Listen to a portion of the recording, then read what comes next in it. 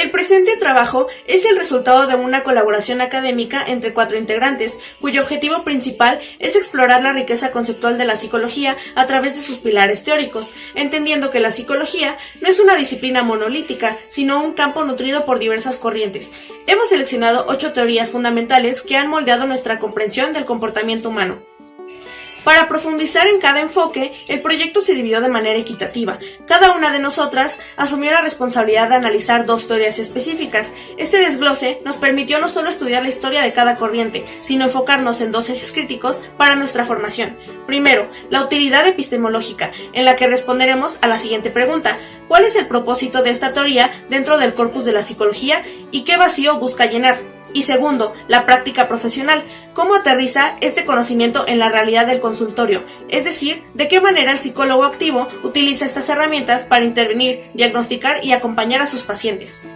Al finalizar este análisis, concluiremos si las teorías observadas están vinculadas con una influencia filosófica, idealista o materialista. A través de este recorrido por 8 visiones distintas, buscamos demostrar que la eficacia del psicólogo profesional radica en su capacidad para comprender la teoría no como un concepto abstracto, sino como una guía viva que dicta la dirección de la práctica clínica. A continuación, presentaremos este análisis detallado, reflejando el compromiso y la visión particular de cada una de las colaboradoras. Sabemos que una persona que se dedica a la psicología tiene como principal objetivo comprender el comportamiento humano, las emociones, los pensamientos y el origen del sufrimiento psíquico. Desde el enfoque psicoanalítico desarrollado por Sigmund Freud, el trabajo del psicólogo no se limita únicamente a observar síntomas o conductas visibles, sino que busca profundizar en aquello que permanece oculto en el inconsciente del sujeto.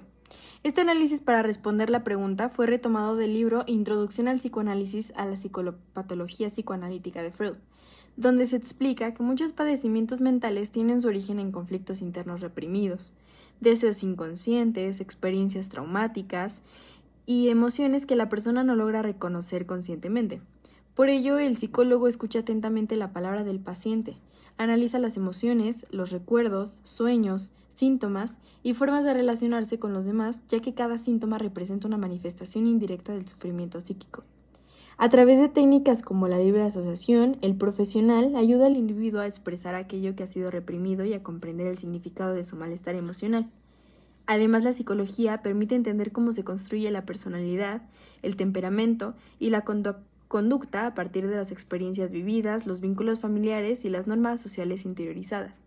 De acuerdo con Freud, la mente se dividía entre el ello, el yo y el superyo, estructuras que constantemente entran en conflicto y generan tensiones internas que influyen en la conducta humana.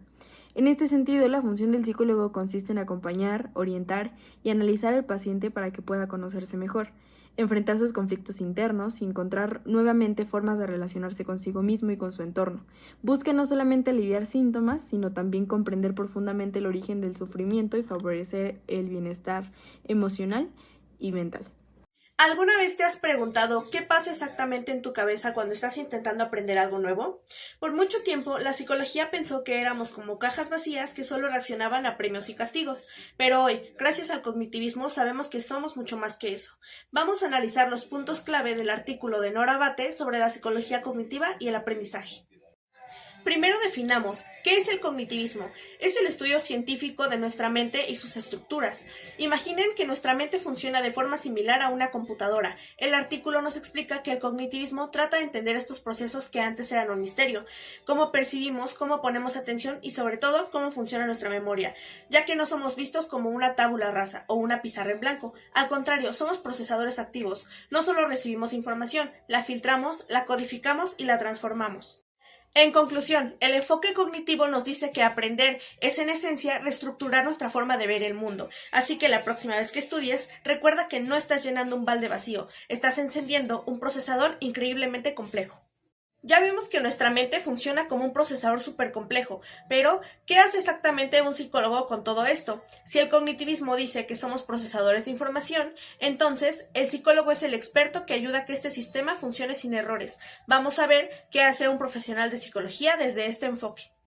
A diferencia de lo que muchos creen, un psicólogo cognitivo no solo escucha, su trabajo principal es identificar cómo estás procesando la realidad. Imagina que tienen un bug o un error en su software mental. El psicólogo se encarga de identificar distorsiones, observa cómo percibes la información, o sea, evalúa la memoria y la atención.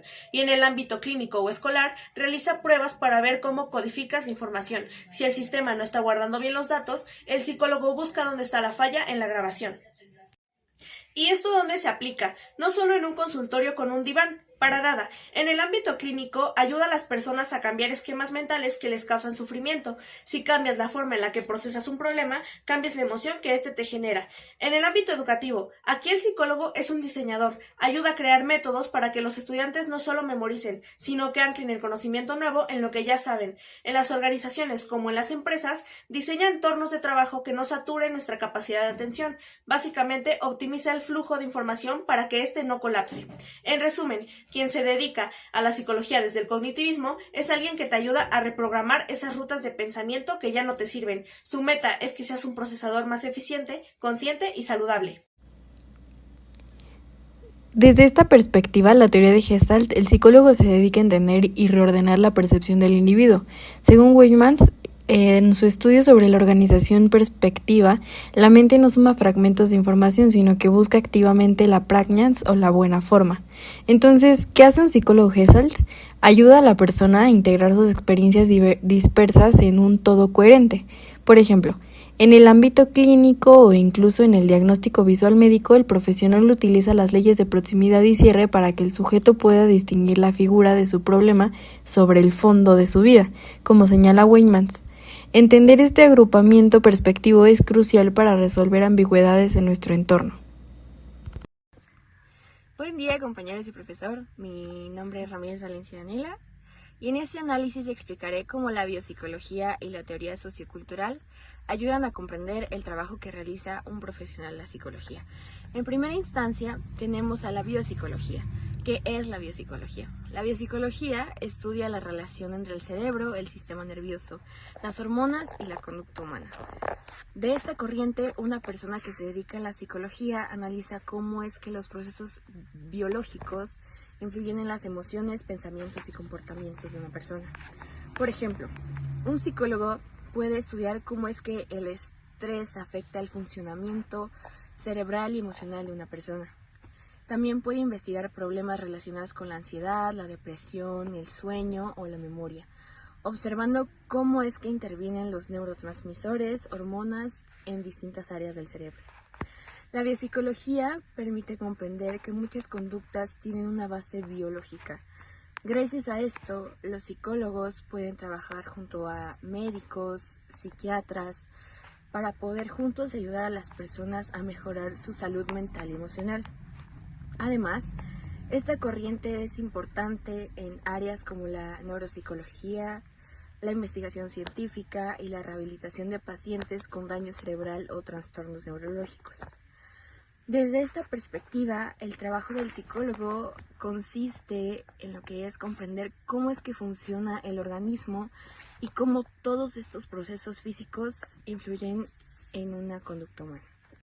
Una persona que se dedica a la psicología desde el conductismo estudia principalmente la conducta observable y la manera en la que el ambiente influye en el comportamiento humano.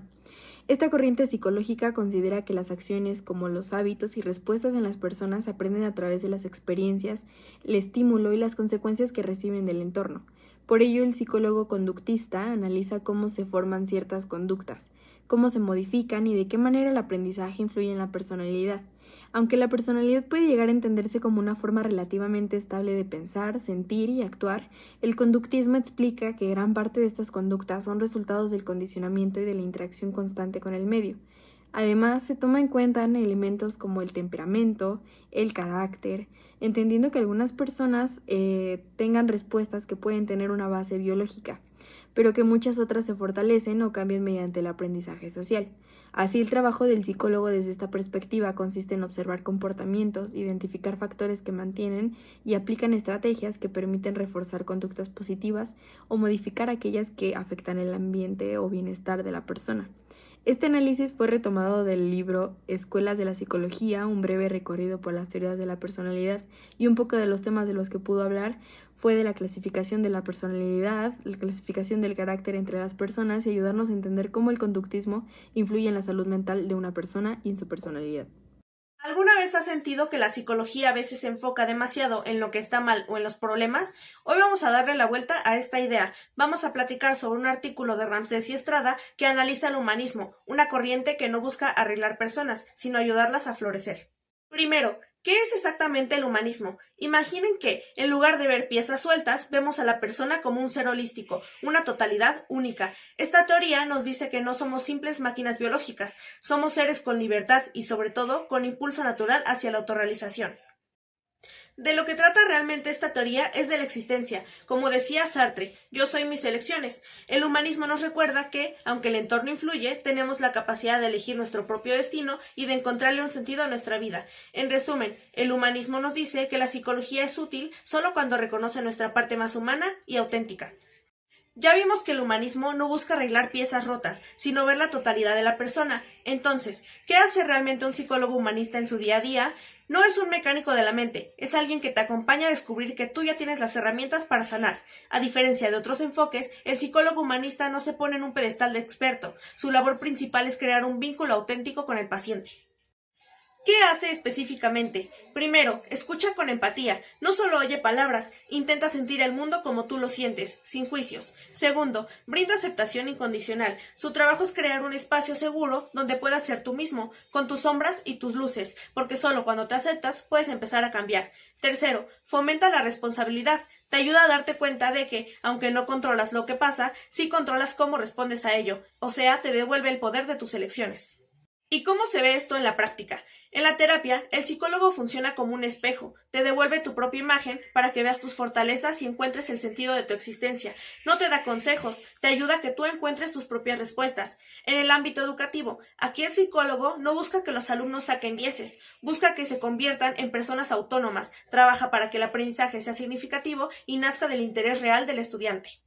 En el crecimiento personal, el psicólogo se dedica a trabajar con personas sanas que simplemente se sienten estancadas, ayuda a identificar qué está bloqueando su camino hacia la autorrealización.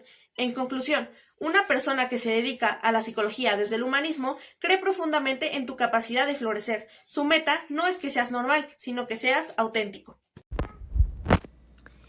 Por otro lado tenemos el constructivismo. Aquí la labor cambia radicalmente. El psicólogo no es quien da la respuesta, sino un facilitador que ayuda al sujeto a construir su propio conocimiento. En su investigación sobre el aprendizaje basado en problemas, destaca que el conocimiento es una construcción activa. En este sentido, una persona dedicada a la psicología desde el constructivismo se enfoca en crear entornos donde el individuo conecte sus esquemas previos con nueva información. Esto fomenta el pensamiento crítico y el aprendizaje autodirigido, ya sea en la educación o en la salud. El psicólogo constructivista trabaja para que las personas desarrollen herramientas propias y flexibles para enfrentar la realidad. 3. En la teoría sociocultural desarrollada por Lev Vygotsky, explica cómo es que el aprendizaje y el desarrollo humano ocurren mediante la interacción social y cultural. Desde esta corriente, una persona que se dedica a la psicología analiza cómo una familia y la escuela, la cultura, el lenguaje y la convivencia con otras personas influyen en el comportamiento y el desarrollo de cada individuo. Por ejemplo, un psicólogo educativo puede ayudar a niños que tienen dificultades de aprendizaje utilizando actividades colaborativas de apoyo social. También puede observar cómo es que el entorno familiar o escolar influye en las emociones y el desarrollo cognitivo. La teoría sociocultural considera que las personas aprenden mediante la convivencia, obviamente con otros individuos más experimentados, como padres, maestros o compañeros. Por ello, el lenguaje y la comunicación son herramientas fundamentales para este aprendizaje. Además, esta corriente permite comprender que el comportamiento humano no depende únicamente de factores biológicos, sino también como del contexto social y cultural donde vive cada persona.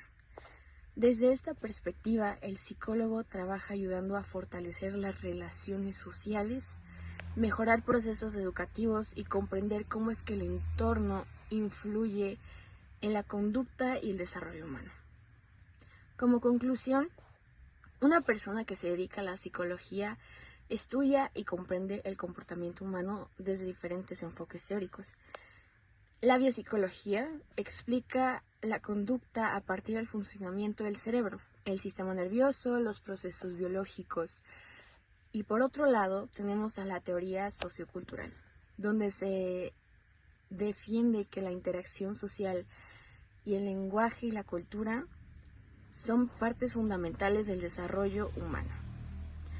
Personalmente considero que la teoría sociocultural es la que más se relaciona con mis intereses porque me parece importante comprender cómo el entorno y las relaciones humanas influyen en el desarrollo emocional y psicológico de las personas. Además de esta teoría puede relacionarse con una postura filosófica idealista, ya que da gran importancia al pensamiento, al lenguaje y la construcción social del conocimiento.